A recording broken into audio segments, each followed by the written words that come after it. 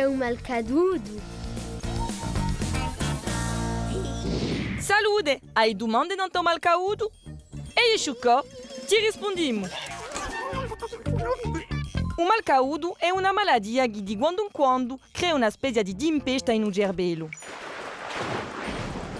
Chucó ti va a vedere come può essere quando la cae.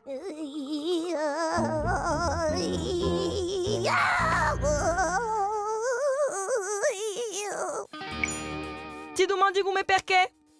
Temo da spiegare. O cervello è che è il centro di comanda di persona. O cervello e la persona si mandano senza retta messaggi elettrici per comunicare.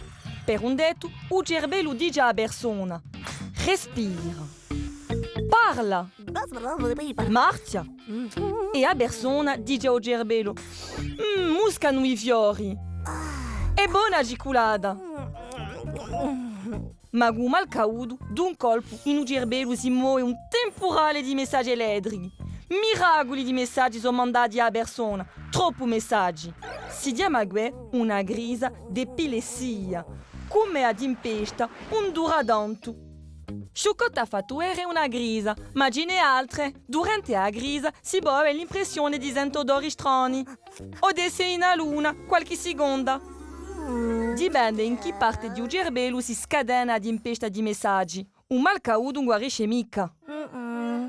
Ma si può ubire medicine per attempare crisi. È un stato di fatica, o drammanno, i lumigini lenti e i rimori forti con bruga crisi. Tanto di la fa piano. Se un amico doia una crisi, o puoi aiutare stando con lui. Dopo gli verrà pro di essere riconfortato.